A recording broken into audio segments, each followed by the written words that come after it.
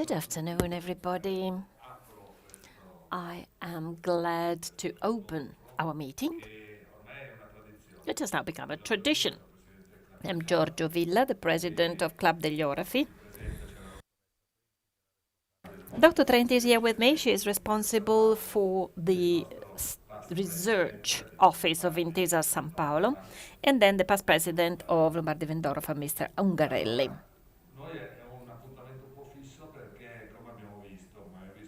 So this is a recurrent appointment. As we have heard during the opening ceremony, this is a record year for number of booths, for sold-out space.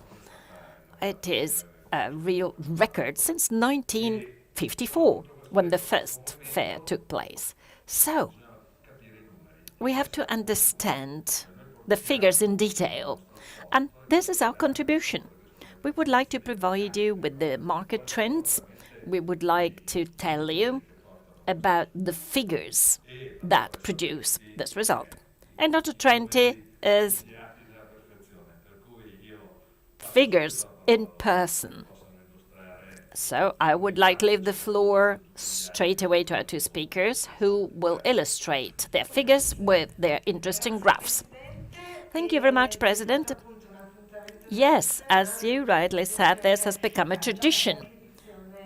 We have been meeting several times now, and during these meetings we present not only the statistical data coming from the official figures, but also, and this is today's focus, the opinions of the people working in this industry, and specifically together with Club degli Orafi, we have started on this way, and we have a growing number of answers to our survey asking entrepreneurs about their viewpoint. So let's start with the first slide, and let's start from this 2021-2022, an extraordinary two-year period with amazing figures. And also the entrepreneurs we spoke to, let's say in December and beginning of January, they have confirmed a very positive sentiment. Most companies, specifically medium and large companies, declare that their turnover has grown in 2022. And the interesting aspect of this graph, and here we can see the results of the different editions of our survey, we can see that the mood and the sentiment of entrepreneurs has improved during the year, reaching 70% of companies estimating a 2022 turnover on the rise. What is new compared to the figures we presented here in September? So what is new is the improvement of the domestic market. Last August, most entrepreneurs were not very positive regarding growing turnovers, but now we can see that also the domestic market is expanding. And when we talk about domestic market, we do not mean only what Italian families buy, but it also refers to tourism. And tourism, okay, we were all expecting tourists to come back in the summer, but their comeback was really extraordinary. So this is probably the reason why there's more optimism, and small enterprises are the most optimistic. They are the ones that are active downstream in distribution and retail. Statistical data also confirm this. Have a look at this graph. See that line? Well, that's an indicator of industrial production, which is monitored on a monthly basis by the Italian Statistical Office, Istat. And as you can see, starting from April 2021, after that drop during the lockdown, but starting from the reopening of the world, of Italy, of other European countries, of the United States, so we could actually write the word vaccines there. So With vaccines, we have an extraordinary growth of industrial production in this industry that, unlike other fashion industries, has already exceeded the pre-pandemic levels. Compared to 2019, we have a plus 30%. Conversely, there are other fashion districts that are not doing that well. Of course, this is to be related to improving domestic market, improving touristic sales, and the competitiveness of the Italian companies on the international markets, which is a result of a long and hard work that has covered several years. I mean, these are the results of the last 2-year period. And we can see that in terms of values, we have a plus 30% in 22 compared to 21. This data, unfortunately, only refer to the period up to September. This is gold jewelry with more than 40% compared to the pre-pandemic period. But have a look at the quantities. Quantities have significantly increased with a plus 16% in foreign sales of Italian gold jewelry. So we have almost reached the threshold of the 7 billion in terms of export of gold jewelry as a result of an itinerary that has significantly transformed our industry in the last 20 years. Starting from the 90s, when the Italian gold jewelry was already leading worldwide, we have had a period of strong competition from emerging countries, India, China, and Turkey. The industry, the Italian industry, reacted, and in the last 2 years, some repositioning strategies have proven highly successful. So Italy has started gaining market shares again, after many years during which it was necessary to come to terms with other competitors. And in 2022, we can also record a huge success in the United States, a very important market, especially for a certain type of jewelry, like branded jewelry or high-range jewelry. And slowly, slowly, we have managed to climb back, moving from 7.3 to 12.5 from 2009 to the first 11 months of the year. So we have analyzed the American imports, and that's the result. I mean, what is going to happen now? We've had 2 fantastic years. There are some worries regarding the future, what is going to happen in 2023 and in the following years. Well, in general, the scenario is extremely complex, with a lot of uncertainties and some risks and hazards. For sure, inflation. How long is inflation going to last? And the monetary crunch, how much monetary crunch will be necessary to bring prices under control? Since they are growing so much, they're soaring in Europe and in the United States due to 2 different reasons, which I will explain very quickly. In the United States, inflation is determined by exceeding demand over supply, and the monetary policy envisaging increasing interest rates, should work well. Of course, the fine-tuning is not so easy. Where are they going to stop? They shouldn't increase the rates too much, because this could actually cause a recession, albeit short-lived and technical. But this is what we expect as a possibility in the United States in 2023. The European situation is different. The inflation in Europe is dependent on energy prices that are soaring and that depend on factors related to the war and to geopolitical hazards.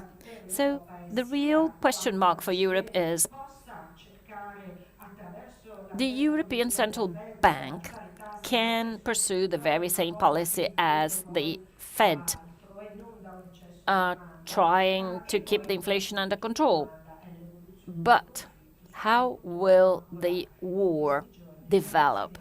Unfortunately, we have no idea, and so far, no end is in sight. So, given the context, gold price should remain high, supported by interest rates, exchange rates,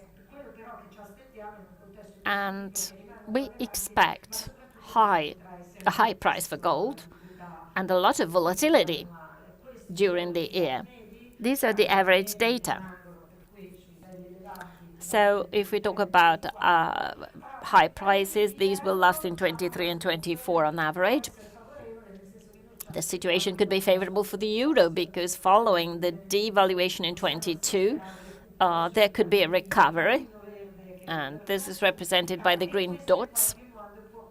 And this can somewhat mitigate the impact of high gold prices. So, given the uncertainty of this year, we can also see that our respondents show much more caution. Here we have compared the expectations of turnover in 2022, which, as I told you before, are extremely positive, and we have compared them and we can see, however, in total values that only 44% of the companies that responded to our surveys expects a further growth of their turnover in 2023.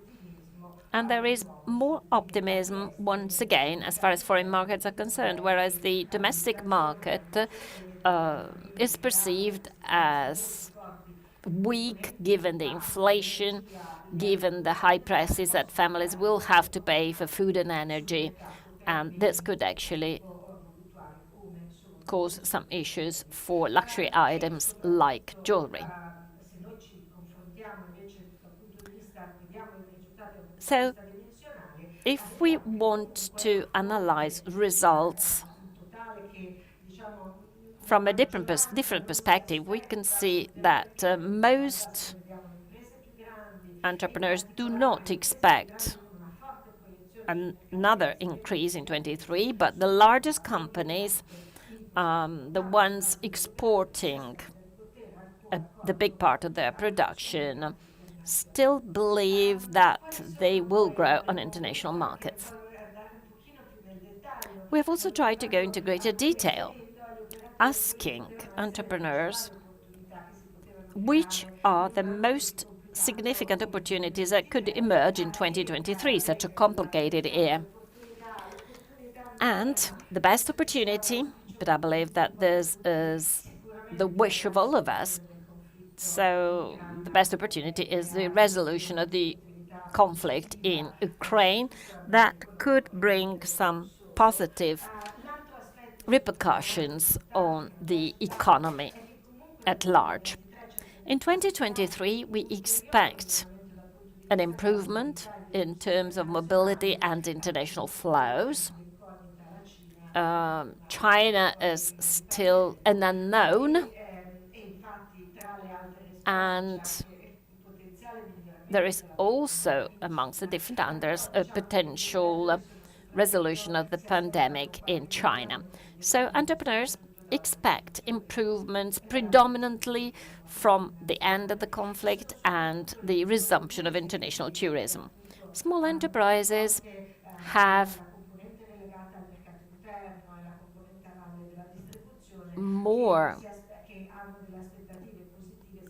positive expectations related to the end of the war in Ukraine and the resumption of touristic flows. But it is interesting to see that medium-large companies that are predominantly focused on the manufacturing side, one of the possible opportunities identified, or the number one opportunity which is mentioned, is increasing their size either internally or through M&A. This industry is actually going through a phase that can provide this kind of opportunities. What about the challenges? We have asked entrepreneurs whether, given the present context, there was the risk that Italian companies might lose competitiveness. And what is interesting here, and this is a question that we also ask in other industries, Intesa Sanpaolo has also investigated other industries, and in many, many industries, the answer is the Asian competitors are a threat, other European competitors, but in the jewelry industry, enterprises claim Italian manufacturers are our main competitors. This is also a sign of the fact that this extraordinary transformation towards the top of the range, towards quality, that has characterized this industry in the last few years, certainly protects from competition, competition from other parts of the world, but of course, there are also some European competitors after the Italian competitors, and we can very well imagine that this includes the Turkish competitors. And together with us, in the last few years, Turkey has actually increased its market shares. Also because Turkey is a transit market. In the past, we only had the United Arab Emirates as a transit country, or Panama in Central America. These were the pivot countries, but now Turkey also plays this role. And I would like to conclude with the last part, and then I will leave the floor to Mr. Ungarelli. We have asked entrepreneurs which is the most critical issue. And the number one issue, with more than 50% of the answers, is workforce, labor. So the number one problem for the Italian gold jewelry companies is finding employees. This actually reaches 90% in manufacturing companies and 72% in medium to large companies. Of course, there's still the problem of raw material prices, and this problem will go on in 2023. However, the number one priority is finding workforce. And more than 50% of the people interviewed states that. This is our first interview, which was done last January, and as we can see, this problem has become the priority. At the beginning of the year, entrepreneurs mentioned delayed supplies, raw materials, energy, but today the main issue is finding employees and workers. And with this, I would like to leave the floor to Mr. Ungarelli. Thank you. Thank you very much. Thanks a lot. Right, I would like to thank all the members of our club, because you have really answered with enthusiasm these questionnaires, and this is very important for us because we have the data to work on. We used to refer to this as the Bulgarian percentage, so almost 100%. So thank you very much for answering so enthusiastically. Right, Mr. Ungarelli, I'm talking to you as an entrepreneur. What can you tell us?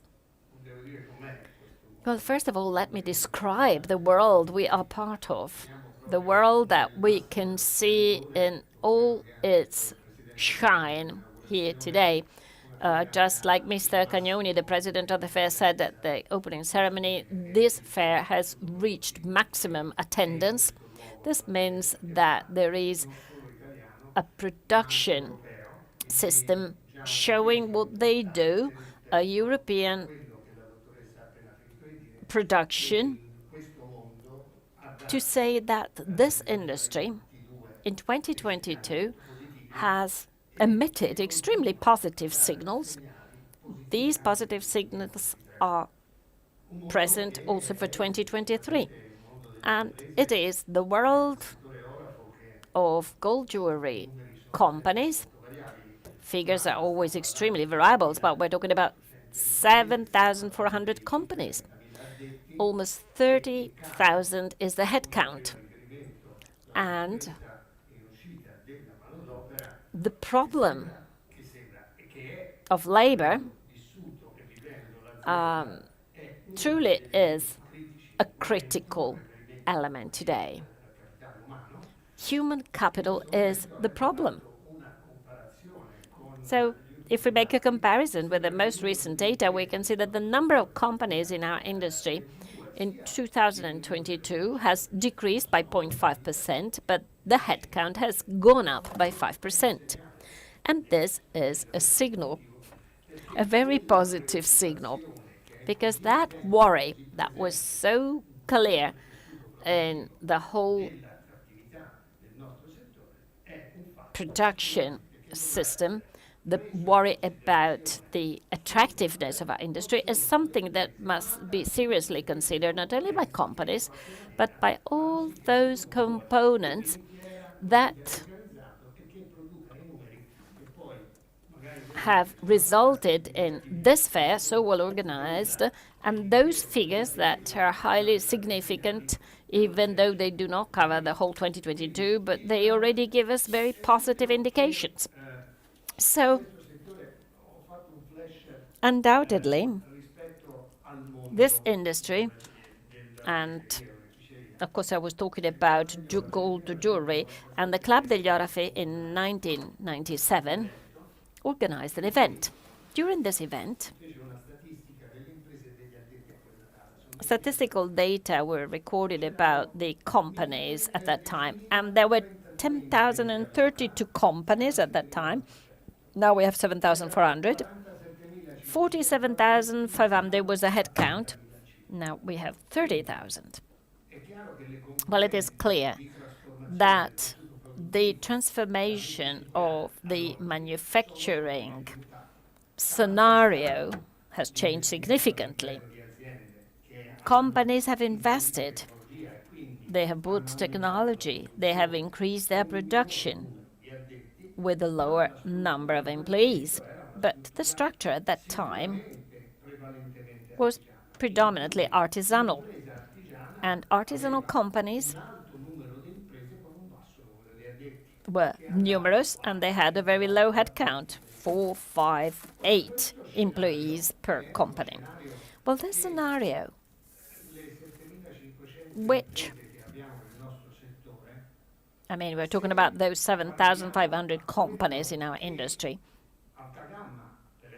Alta Gamma, only 1 month ago, in their summit,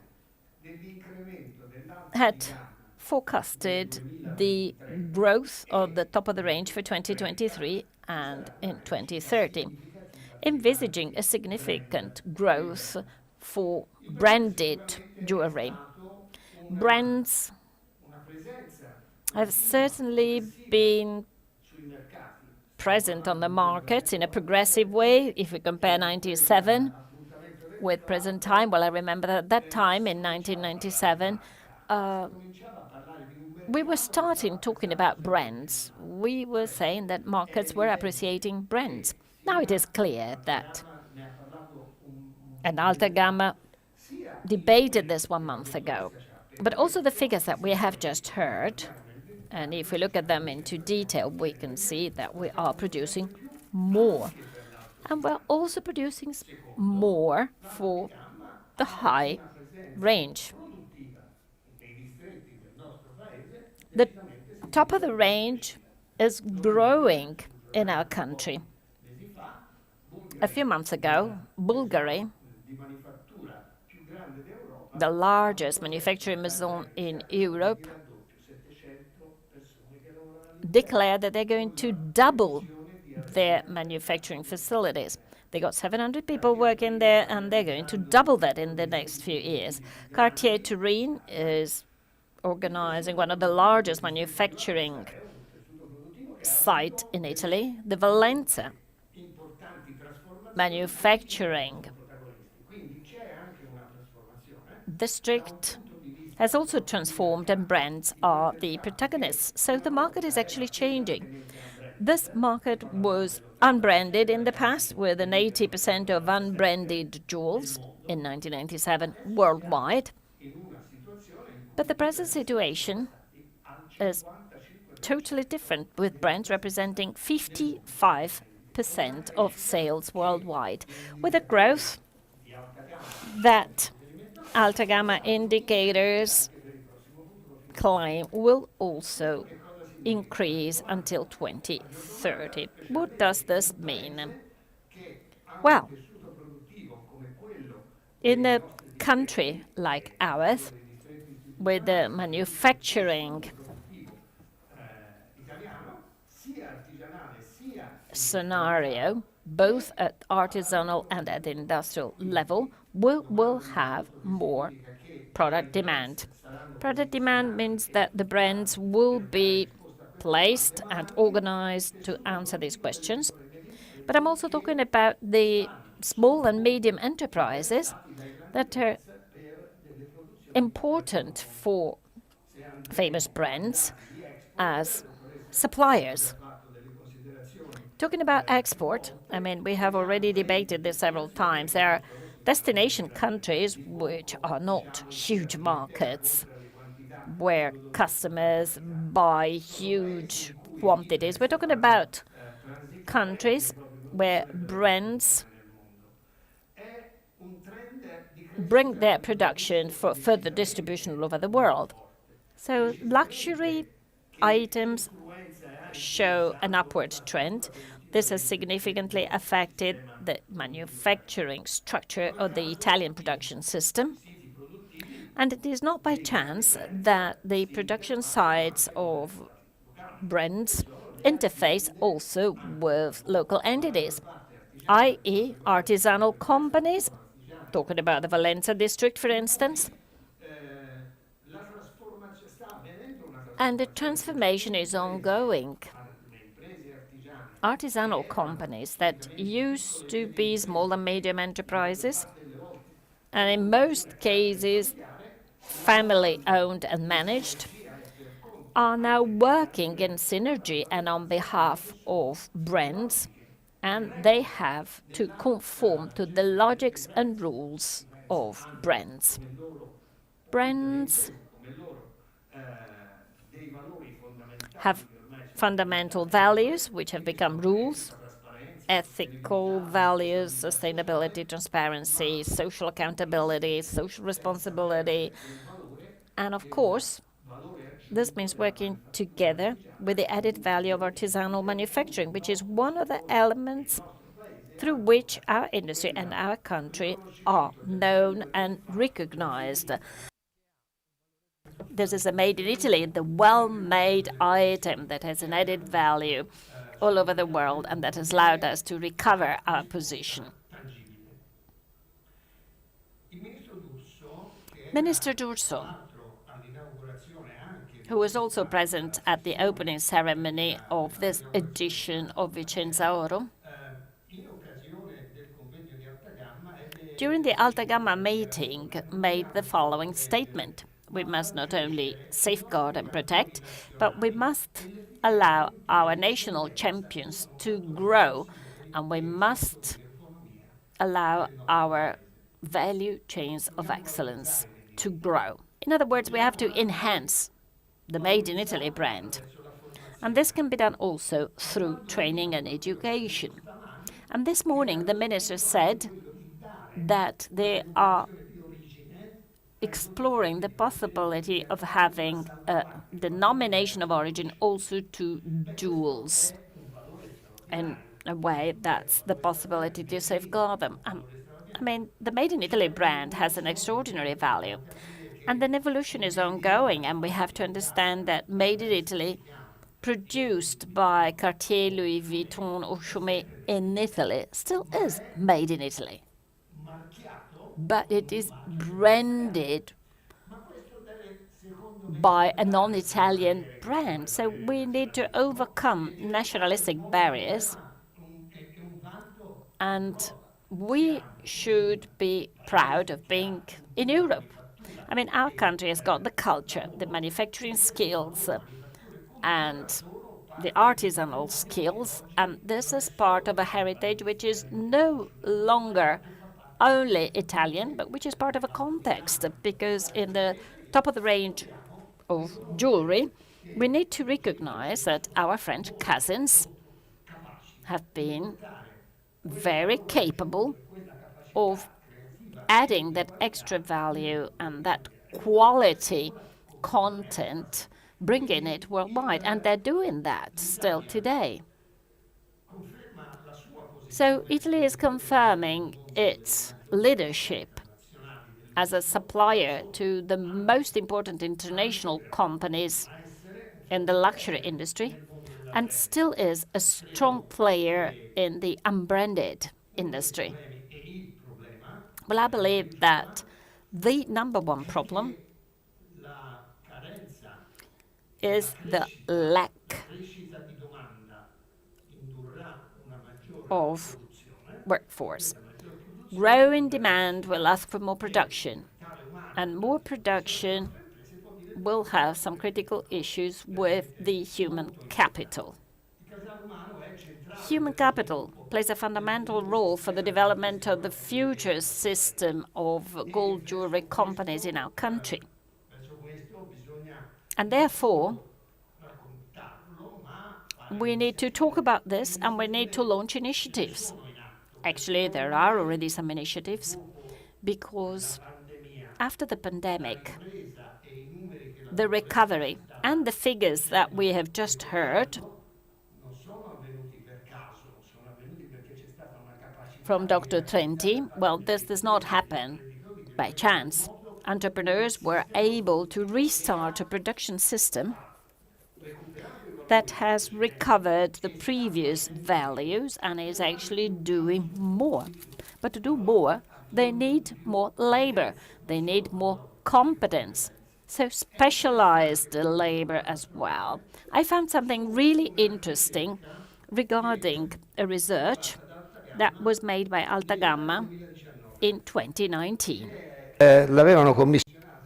That had been commissioned to Professor Salatin of the Salesian University of Venice. That was 2019, before the pandemic, a search on the talents of the manufacturing.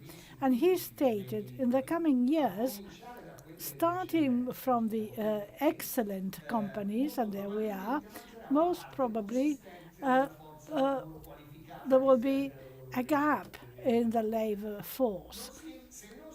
If we don't revert the trend, we will not be able to provide adequate workers to companies, minus 45% in 5 years, will have lethal consequences on the economy and on the Made in Italy brand, which is a key element in the growth of the GDP.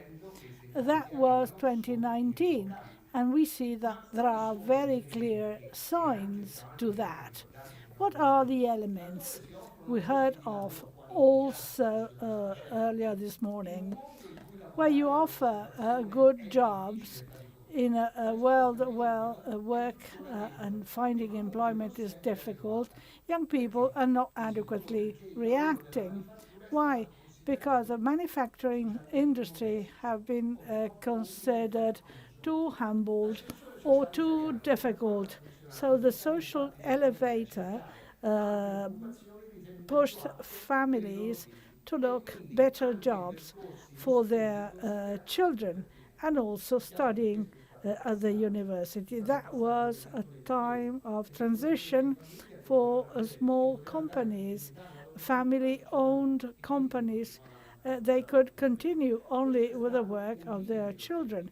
That was a limit. There is an issue in terms of attractiveness of our industry. That was one of the key elements. Transparency was also important. Our industry has been a closed one because we deal with precious objects. There is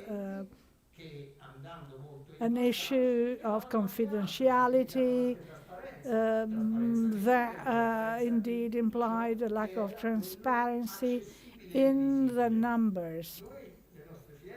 Now, our exhibitions are not open to the public, and this is a barrier in terms of disseminating knowledge about our industry.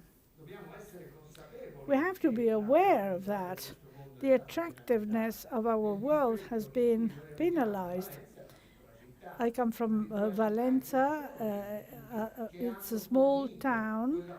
Indeed, we have the schools to train the skills of human capital, but there was no multiplier for that because of the values stressed by the research I have just mentioned. So the growing demand for product means that companies will have to be able to react, and the size will be one of the critical elements for the future. In the survey concerning the different clusters, companies are merging. They are getting larger and larger. The number of workers increases. So there is a change underway.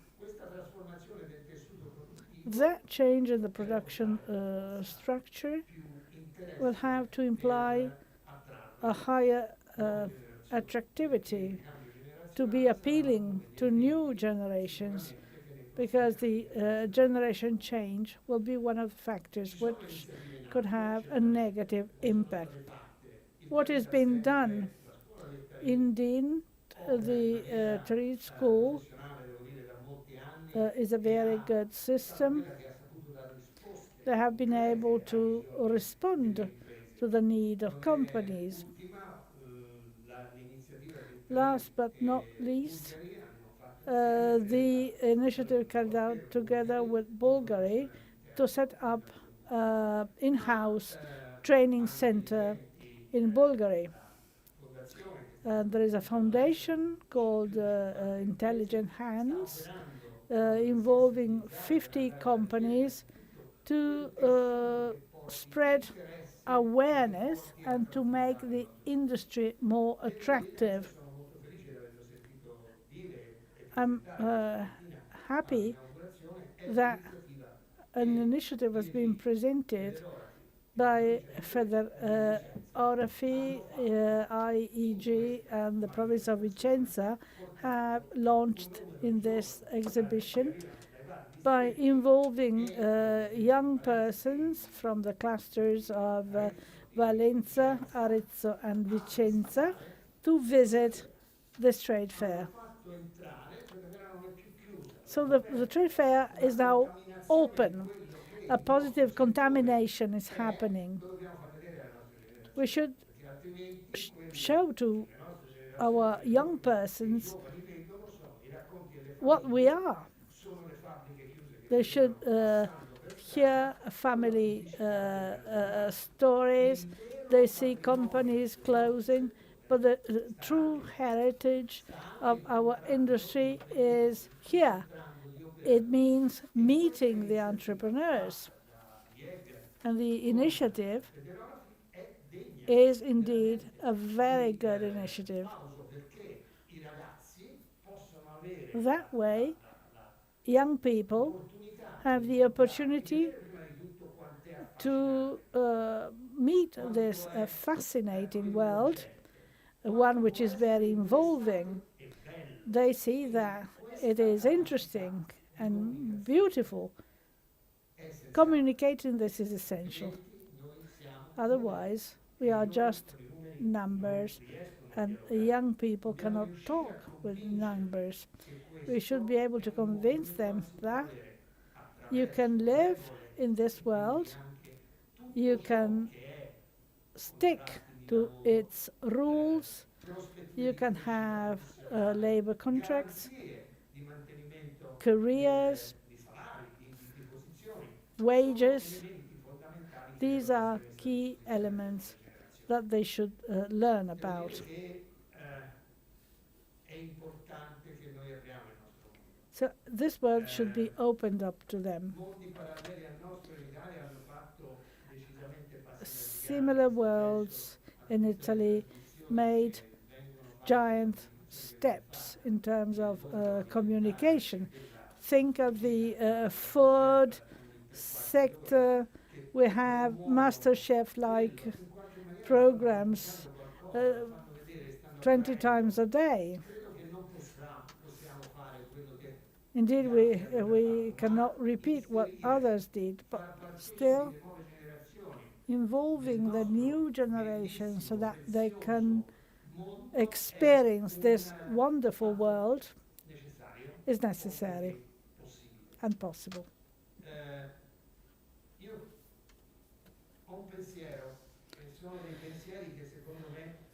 One of my thoughts concerns the value that we have to convey, to motivate people. Enterprises can survive if they have values inspirational to those who work in it, because that means creativity, innovation, awareness that you are an actor of economic, civil, and social development of our country. People should know that, indeed, they have to work because they need money to live, but they should be aware that there are values. Otherwise, they would not participate to the growth of the country. These are key elements to keep our beauty and well done and well manufactured alive, a sign of the very good quality of the Italian jewelry industry, which is well known all over the world. That is shown by the export volume that shows that people buy Italian. The attractiveness of the sector has social implications. A new culture is necessary in this world to support the generational handover. This is another element which cannot be managed by every individual company alone. The know-how acquired should be handed over to young people. I mean, a person who has retired is not allowed to go back and teach for tax reasons. This is wrong. This is a social issue. We should involve families who should feel comfortable in speaking about our beautiful industry. It's a precious world in all its components. For the beauty, the taste, and then the education and training system. I am happy because Minister Urso mentioned education and training in the plans of the government. We should be aware of the importance of training. We should understand the problems of local communities. There should be links between communities and public agencies.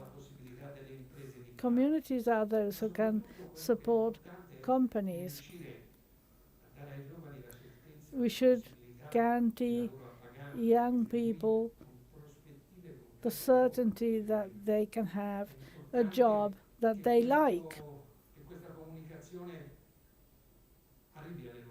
This is a message which has to reach young people. We have to do that because young people are our only possibility to survive, or for the industry to survive in the future. We should not squander them, because it's a huge heritage which is not owned by individual companies or enterprises. It's the heritage of this country, and we cannot manage that alone. We should have a dialogue with a country as a system, with the ministries, and so on. The initiative to involve young people here is a good sign. It's a positive sign.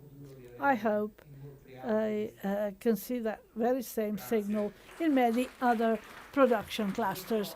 Thank you very much. Thank you very much for your comments. I indeed I had a lot of questions to ask, but during your presentation, you already answered them.